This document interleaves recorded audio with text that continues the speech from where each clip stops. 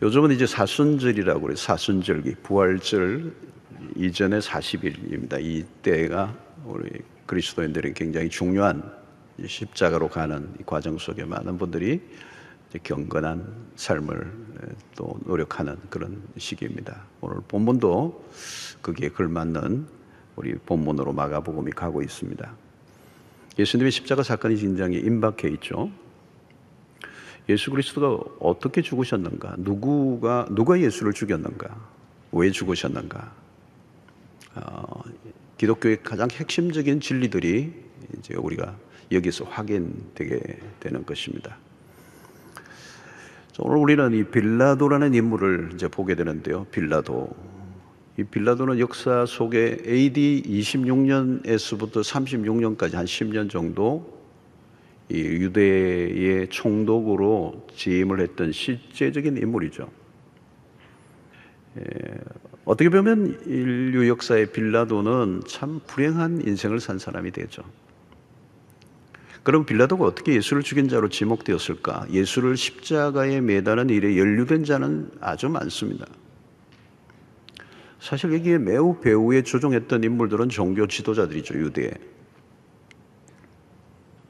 그러나 성경은 빌라도를 지목합니다. 빌라도가 예수를 죽였다는 거예요. 왜냐하면 그가 사형 집행을 언도하는 책임자의 자리에 있었기 때문입니다.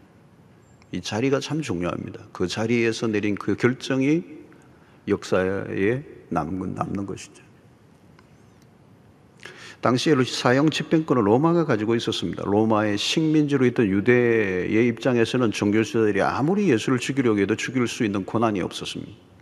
사내들인 공회가 있었지만 사내들인 공회에서 사형을 집행할 수 있는 권한이 없습니다. 결국은 이들은 예수를 정치범으로 몰아서 빌라도 앞에 세웠습니다. 빌라도는 유대인들이 시비를 거는 신성모독죄에 대해서는 관심이 없습니다. 예수가 과연 로마의 반역자요 황제를 위협하는 자인가에 대한 확인을 하려고 했습니다. 유대 종교 지도자들은 예수를 죽이려고 하는 이유가 있었는데 겉으로는 신성모독이에요. 그러나 더 깊이 들어가면 본심은 따로 있었습니다. 예수의 존재가 그들을 위협했기 때문에. 예수의 활동은 백성들의 마음을 흔들어 놓았습니다. 오병이어 사건이 절정이었습니다. 많은 사람들이 예수를 임금 삼으려고 몰려들었습니다. 예수에 대한 팬덤 현상이 일어났습니다. 예수에 대한 뜨거운 열기는 기득권에 속한 당시 종교 지도자들의 심기를 건드렸습니다. 예수의 활동이 부각될수록 종교 지도자는 위협을 느꼈습니다. 그리고 예수의 가르침은 기존의 종교 체제를 다 흔들어 놓았습니다. 그뿐 아니라 그들의 외식적인 죄들이 드러났습니다. 결국 예수에 대한 적대감이 갈수록 강해졌고 예수는 그 당시의 종교 지도자의 눈에는 가시처럼 보였습니다. 빌라도는 유대의 종교 지도자들이 왜 예수를 자기에게로 데리고 왔는지를 이미 알고 있습니다. 오늘 10절에 보면 이는 그가 대제사장들이 시기로 예수를 넘겨준 줄 알미더라 그랬습니다. 시기심이에요. 시기심. 여러분 이 시기심이 참 무섭습니다. 빌라도는 예수에게는 죄가 없다는 걸 알았습니다. 그렇다면 빌라도는 정당한 재판을 해야죠. 그런데 멈칫거리고 있습니다. 이유는 이 백성들의 눈치를 보고 있는 것입니다. 빌라도의 관심은 공정한 재판을 하는 것을 잊지 않았습니다. 그의 관심은 자신의 자리를 지키는 거예요. 이 권력의 자리를 지키는 것이 그에게 목적이었습니다. 빌라도는 예수에게서 정치적인 혐의점을 찾아내려고 했습니다. 이 빌라도가 누구입니까? 로마가 파송한 유대를 지배하고 있는 로마가 유대를 통치하기 위해서 보낸 이 총독이죠. 이 총독 아래 모든 권한이 있는데 유다뿐만 아니라 사마리아 전역까지 전체를 지휘하는 권한을 가진 총독 빌라도였습니다. 당시는 지배국과 피지배국 간에 팽팽한 긴장이 돌던 때였습니다. 우리나라가 일본의 지배하에 있을 때도 마찬가지입니다. 조선 총독부가 한국에 설치되어 모든 것을 관할했죠. 그때 우리는 독립하려고 저항운동들이 곳곳에 일어났어요. 얼마 전에 3.1운동이 바로 그런 것입니다. 당시 유다의 독립을 위한 열심당원들이 활동을 하고 있을 때였습니다. 그리고 지금 시점은 유월절기라 흩어져 있던 디아스포라 유대인들까지 모여들어 인산인해를 이루고 있었습니다. 자칫하면 폭동이 일어날 수 있었기 때문에 로마의 당국자들이 예민해 있을 때였습니다. 빌라도의 역할은 국내에 이 복잡한 상황을 조율하고 평안을 유지하게 하는 일이었습니다. 예수를 재판하는 일은 뜨거운 감자였습니다. 그는 결단을 내리는 것을 주저하고 있습니다. 그의 판결에 유대 지도자들의 반감을 가지고 형제들에게 불만을 호소하면 자신의 자리가 위협을 받을 수도 있었던 거죠. 그럼에도 초기에는 그가 예수를 석방하려고 애를 썼습니다. 요한복음 19장 12절을 보면 이러함으로 빌라도가 예수를 놓으려고 힘썼으나 유대인들이 소리질러 이르되 이 사람을 놓으면 가이사의 충신이 아니니이다. 무릇 자기를 왕이라 하는 자는 가이사를 반역하는 것입니다. 빌라도가 예수를 풀어주기로 애를 썼지만 유대인들의 강력한 반대에 부딪혔습니다. 만약 예수를 풀어준다면 당신은 로마의 가이사에게 반역하는 것이다. 그 말은 당신 예수를 풀어주기만 하면 우리가 황제에게 고발하겠다는 것입니다. 빌라도는 위기에 봉착합니다. 우리는 여기에서 권력자의 일상을 살짝 들여다보게 됩니다. 힘의 정점에 앉아 있었지만 불안에 떨고 있는 지도자. 권력의 자리에 오르는 것도 어렵지만 권력을 유지하는 것은 더 어렵습니다. 높은 곳에 오를수록 더 불안은 심해지는 것입니다. 분명히 빌라도는 예수에게서 죄를 찾지 못했어요. 예수가 죽을 죄를 짓지 않았다는 것은 분명합니다. 문제는 정당한 공의로운 재판을 할 용기가 없었어요. 12절을 보니까 빌라도가 또 대답하여 이르되 그러면 너희가 유대인의 왕이라 하는 일을 내가 어떻게 하랴? 빌라도가 결정권을 가지고 있습니다. 공정한 판정을 내리면 돼요. 그런데 백성들에게 판결을 지금 맡기고 있습니다. 어떻게 하랴? 너희들이 무엇을 해주기를 원하는? 무책임한 모습이에요. 지도자의 태도가 아닙니다. 그는 자신의 판단을 대중에게 맡겨버렸습니다. 책임을 져야 하는데 책임을 회피하고 있는 것이죠. 여러분, 우리가 있는 자리에서 해야 할 일이 있어. 역사적인 어떤 책임이 있다는 거예요. 자신에게 주어진 의무와 책임이 있다는 것이죠. 그런데 이 빌라도는 그것을 거부하고 있습니다. 자, 책임을 져야 할 자가 행동하지 않을 때 백성들의 소리는 더 높아집니다. 11, 13절. 그들이 다시 소리 지르되 그를 십자가에 못 박게 하소서. 군중들은 이미 폭도로 변해 있습니다. 14절에 보니까 빌라도가 이르되 어찌미냐 무슨 악한 일을 하였느냐 하니 더욱 소리를 지르되 십자가에 못 박게 하소서. 빌라도가 백성들의 마음을 돌려보려 하지만 실패합니다. 군중들의 소리에 이미 빌라도의 이야기는 말은 다 들리지 않아 파묻혀 버렸습니다. 군중들은 이성을 잃었습니다. 자, 이들 군중들은 누구입니까? 지금 예수를 십자가에 못 박으라고 하는 이 군중들은 우리가 알듯이 예수님이 예루살렘에 입성하실 때 호산나 다윗의 자손이여 환영했던 그 사람들이. 그들 중에는 오병이어 기적이 일어났을 때 떡과 고기를 먹었던 사람도 있을 수 있습니다. 군중은 이렇게 쉽게 변하는 것입니다. 다수의 압력에 드디어 빌라도가 결정을 내립니다. 역사의 치명적인 오류, 실수를 범하게 됩니다. 15절에 빌라도가 우리에게 만족을 주고자 하여, 여기는 공의가 없습니다. 정의가 없습니다. 무리에게 만족을 주고자 바라바는 놓아주고 예수는 채찍질하고 십자가에 못 박히게 넘겨주니라. 여러분, 바라바는 누구입니까?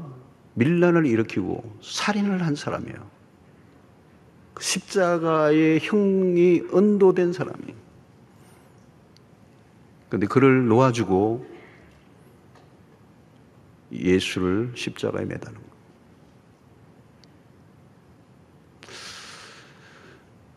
그 의도가 뭐죠? 무리에게 만족을 주고자 하여 그랬습니다.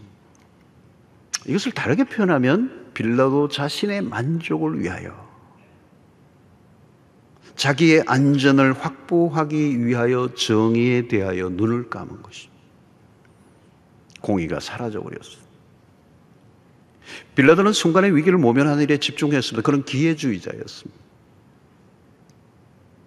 현실에 따라 타협하는 자였다. 여러분, 기준을 갖고 있지 않으면 우리는 상황의 논리에 빠질 수밖에 없어요. 여러분, 군중들의 요구는 늘 바뀌고 있는 것입니다. 군중들의 표피적인 필요만 채워주려고 하면 인기주의, 포퓰리즘이 되는 거예요. 이것은 지도자와 백성이 함께 망하는 길입니다. 우선은 백성들의 길을 가려주지만 결국은 백성의 눈을 감기고 속이는 길로 가는 것입니다. 백성들의 필요를 살펴야 하지만 너무 백성들의 눈치를 보는 것도 문제예요. 때로는 백성들의 욕을 먹는 한이 있어도 반드시 할 일을 해야 진짜 지도자죠. 빌라도는 소리치는 군중들 앞에서 고민에 빠집니다. 바라바냐 예수냐. 그것은 군중의 소리이기도 하지만 빌라도 내면에서 들려오는 소리였습니다. 우리의 내면에는 양심의 소리가 있어요. 양심의 소리에 정당하게 반응하지 않으면 갈등은 계속 커져가는 것입니다. 빌라도는 예수께서 제목을 찾지 못했어요. 풀어주려니 군중의 압박이 거세고 십자가에 내어주자니 양심이 괴로워. 순간의 위기를 모면하고 일평생 그 선택에 대한 무거운 죄값을 뒤집어 쓰고 살 것인가? 한순간 편할 것인가? 아니면 당장은 어렵지만 영원을 선택할 것인가? 여러분, 이것은 오늘 우리 일상에서도 늘 일어나는 문제요. 계속되는 유혹입니다. 타협에 대한 압박이 치열할 때 우리에게는 용기가 필요하죠. 그리스도를 선택하는 순간 밀려올 현실적 어려움들이 눈앞에 어른거릴 때 우리는 주저합니다. 그러나 어려움이 올지라도 나는 과연 예수를 선택할 수 있을 것인가? 현실적인 문제들 앞에서 양심을 무시하고 현실적인 실익을 선택할 것인가? 내가 안전한 길을 선택했다고 과연 안전할까? 오늘도 우리는 예수와 현실 사이에서 갈등할 때가 있습니다. 타협을 거부하려면 용기가 있어야 됩니다. 우리의 믿음 생활은 언제나 용기가 필요합니다. 우리는 크고 작은 일들 속에서 예수냐 아니면 세상이냐의 갈림길에 늘 서게 됩니다. 오늘의 빌라도를 우리는 우리 안에서 만나게 됩니다. 내 안에. 빌라도의 고백처럼 그리스도라 하는 이 예수를 내가 어떻게 할까? 우리의 일상 속에 내가 신앙인으로 살아가고자 할 때 수많은 선택들 앞에서 내가 이 문제 앞에서 예수의 편에 설 것인지 세상의 편에 설 것인지 우선의 안전을 선택할 것인지 영혼을 선택할 것인지 오늘 매 순간 믿음의 용기가 필요한 것입니다. 빌라도는 예수를 군중들의 요구대로 넘기고 맙니다. 마태복음 27장 24절에 보니까 무리 앞에서 손을 씻으며 이르되 이 사람의 피에 대하여 나는 무죄하니 너희가 당하라.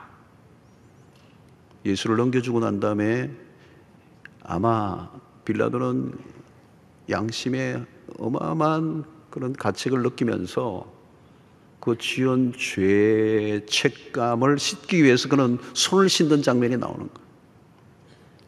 자신의 무죄함을 증명하듯이 그는 물로 손을 씻어요. 그러나 물로 손을 씻는다고 그의 죄가 사라지지는 않죠. 그때 백성들이 소리를 지릅니다. 그 피를 우리와 우리 자손에게 돌릴지어다. 얼마나 무서운 말을 내뱉는지 모릅니다. 이 대답을 정명이라도 하듯이 이스라엘 역사를 보면 비운의 역사들이 많아요. 빌라도가 자신은 죄 없다고 말을 했지만 그렇다고 자신이 범한 죄가 사라지는가? 성경은 빌라도의 죄를 결코 묵인하지 않습니다. 빌라도의 죄는 무엇입니까? 마땅히 해야 할 것을 다 하지 않은 죄. 아무리 나는 책임이 없다고 말을 할지라도 회피할 수 없어요. 빌라도의 비겁한 인간성이 드러나고 있습니다. 그는 자기에게 주어진 책임을 거부한 사람입니다. 허약하고 무력한 인생이었습니다. 정의를 말하지만 정의를 지킬 능력이 전혀 없었던 지도자. 빌라도는 구원자로 오신 예수를 죽인 인류 최대의 희대의 악인이 됩니다.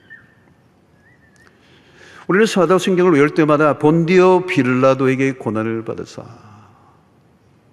우리는 빌라도를 통해서 우리의 모습을 봅니다. 우리도 얼마든지 예수를 십자가에 못 박을 가능성이 오늘도 있기 때문입니다. 현실의 눈이 어두우면, 현실의 문제에 너무 빠져 있으면 진리의 눈이 가려질 수 있습니다. 여러분, 나의 문제만 계속 집중해 보십시오. 언제든지 예수를 못 박을 수 있습니다. 우리의 관심이 너무 현세적으로 기울어 있지 않습니다. 내가 할 일을 마땅히 하고 있느냐, 내가 살려고 예수를 죽이려고 하는 일은 없었는지 하는 것입니다. 오늘도 나 때문에 예수는 팔려가고 십자가에 매달린 일들이 일어나고 있지는 않는지, 제2의 빌라도는 얼마든지 오늘 또 만날 수가 있습니다. 내 안에 있는 빌라도를 몰아내야 돼. 양심의 소리에 귀를 기울여야 돼. 현실과 타협하려는 유혹과 싸워야 한다는, 당장 살기 위해 영혼을 놓치지 않아야 한다는, 영혼과 진리를 위해 현실의 순간적인 유혹으로부터 매일 싸워 이기는 승리하는 삶을 사는 여러분들 되시기를 축원합니다. 자, 이제 빌라도 앞에 선 예수님의 모습, 이상한 조우, 참된 재판장이 빌라도 앞에서 재판을 받고 있습니다. 이런 빌라도 앞에 선 예수의 모습은 너무 어색해요. 누가 누구를 심판하려고 하는 것인가? 말도 안 되는 것이죠. 빌라도가 예수에게 내가 유대인의 왕이냐는 질문은 중요한 질문이에요. 마가는 진정한 왕은 누구인가를 독자들로 알게 하시려는 의도가 있는 것입니다. 과연 누가 왕인가? 누가 왕인가를 계속 독자들에게 묻고 있는 거죠. 그것은 로마의 황제도 아니고 헤롯 왕도 아니고 총독 빌라도도 안 돼. 오늘 빌라도는 내가 유대인의 왕이냐는 이 질문에 예수님의 반응은 침묵입니다. 자, 왕이 재판을 받으신다. 그것도 불법적인 재판. 심판을 받아야 할 인간이 가장 공의로운 예수를 십자가 앞에 내어놓습니다. 불법 중에 불법이요. 이 빌라도와 종교 지도자들이 이 불법의 동거, 자신을 죄인으로 내어모는 빌라도 앞에서 예수 그리스도는 어떤 모습을 보이십니까? 5절 보십시오. 예수께서 다시 아무 말씀으로도 대답하지 아니하시니 빌라도가 놀랍게 여기더라. 침묵하시는 그리스도. 거짓과 불법 앞에 주님은 침묵하십니다. 이 침묵은 무엇을 의미할까요? 자포자기일까요? 죽이려 드는 자들 앞에서의 예수의 침묵은 신비롭기까지 합니다. 사랑하는 성도 여러분, 예수님은 틀 깎는 자 앞에서 양 같은 모습을 보이고 있습니다. 종교 지도자들은 예수를 죽이려 온갖 고소를 다 하고 있습니다. 그러나 주님은 잠잠하세요. 그 말도 안 되는 소리를 그렇게 쏟아붓고 죄인으로 모는데도 예수님은 잠잠하세요. 이사야 53장 7절의 말씀처럼 그가 곤욕을 당하여 괴로울 때도 그의 입을 열지 아니하였음이며, 마치 도수장으로 끌려가는 어린 양과 틀 깎는 자 앞에서 잠잠한 양같이 그의 입을 열지 아니하였도다.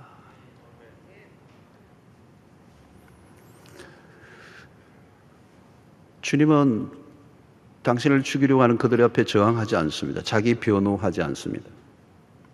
억울하다고 하지 않습니다. 반란죄로 붙잡힌 바라바는 놓아주고 예수는 십자가에 넘겼습니다. 이런 말도 안 되는 일이 세상에서는 빈번하게 일어나죠. 예수님을 보시면 여러분, 억울하다 정도가 아닙니다. 어디 제수와 예수를 비교하고 바라바가 아니라 예수를 죽이려 하는 것입니까? 이성을 잃어버린 것이죠. 인간이 아닙니다. 인간이 어떻게 이렇게 악할 수가 있을까요? 이렇게 불법을 행할 수가 있을까요? 이쯤 되면 여러분 정말 억울함을 넘어선 것입니다. 여러분, 세상을 살다 보면 억울한 일을 당할 때가 많이 있습니다. 이 억울함. 이 억울함이라고 하는 것은요, 사실은 속병입니다. 속병이 나는 건 죽는 겁니다. 그러나 우리가 아무리 억울하다 해도 예수님과 비교해 보시면 우리의 억울함은 아무것도 아닙니다. 예수님은 왕중의 왕이시고요, 불의가 전혀 없으신 분입니다. 흠도 점도 없으신 순결하신 분이십니다. 그런데 순한 양처럼 순순히 모든 걸 다 받아들이시오. 불의한 자들에 대하여 당신을 맡기십니다. 자신의 정당성을 변호하지 않습니다. 한거나 투쟁의 모습을 전혀 보이지 않아요. 그냥 내어드리는 모습. 이것은 세상의 모습과 얼마나 다른지요. 세상은 시비가 한번 붙으면 끝이 없습니다. 세상에도 이런 억울한 일을 당한 사람들이 많죠. 누구에게인가 오해를 받으면 참 힘듭니다. 부당한 대우를 받을 때 정말 힘들어요. 그때 사람들은 자기 변호에 열을 올리죠. 자기를 변정하려고 하는 거예요. 이 목사님들도 억울한 일이 있으면 설교에서 자기 변정이 나와요. 자, 오늘 그리스도에게는 그런 모습을 볼 수가 없어. 그리스도의 침묵은 자신을 죄인으로 몰아가는 사람들을 정당화시켜주는 일이기도 합니다. 그럼에도 침묵하십니다. 그런 스스로 죄인 되기로 작정하신 분이에요. 모든 모험을 다 뒤집어 쓰기로 작정하신 분이에요. 그것을 누가 이해할 수가 있겠습니까? 그리스도는 사람들이 전혀 이해할 수 없는 방식으로 죽으셨습니다. 부정적인, 이 투쟁적인 방식으로 문제를 풀어내려고 했던 사람들과는 전혀 다른 길을 선택하셨어요. 마가복음 전체에서 우리에게 주시는 메시지 그대로예요. 10장 45절, 이것이 마가복음 핵심 구절이라고 했죠. 인자가 온 것은 섬김을 받으려 함이 아니라 도리어 섬기려 하고 자기 목숨을 많은 사람의 대속물로 주려 함이라. 예수 그리스도의 삶의 초점은 오직 섬김에 있어요. 그런 자신의 권리를 주장하지 않습니다. 살고자 하는 살 권리를 주장하지 않아요. 시편의 시처럼 주가 노하시면 과연 누가 주의 목전에 서리요. 하나님은 당신의 아들에게 진노를 퍼부으셨습니다. 그 앞에서 예수는 침묵하십니다. 예수님의 침묵은 억울함의 또 다른 항변이 아닙니다. 그 침묵은 때로는 무기력해 보여요. 철저히 무시를 당하는 모습. 그 예수님의 침묵은 곧 죽음을 받아들이는 일이었습니다. 누구나 여러분 자신의 정당성을 변호하고 싶어 합니다. 침묵은 쉽지 않습니다. 아무나 할 수 있는 게 아니에요. 침묵은. 이거는 거대한 영성의 힘이 뒷받침되지 않으면 할 수가 없어요. 침묵은 할 말이 없기 때문에 가만히 있는 것이 아닙니다. 침묵은 언어의 또 다른 방식. 십자가는 가장 강력한 메시지로 변화되죠. 여러분, 십자가를 바라보는 신자는 이 침묵의 영성을 배웁니다. 예수님은 침묵을 통하여 십자가를 가장 선명하게 우리에게 드러내셨어요. 십자가는 신비입니다. 말보다 침묵을 통해서 더 많은 메시지를 오늘 온 인류에게 전달하고 있습니다. 그래서 2000년의 역사 속에 십자가는 계속 우리에게 말씀하고 있어요. 여러분, 십자가를 가만히 바라보세요. 꼭 십자가 앞에 있을 필요는 없지만 십자가 상에 혹시 여러분들이 있으면 제 방에도 십자가 다양한 형태의 십자가가 있어요. 다양한 형태. 그 십자가마다 다 다른 메시지가 있어요.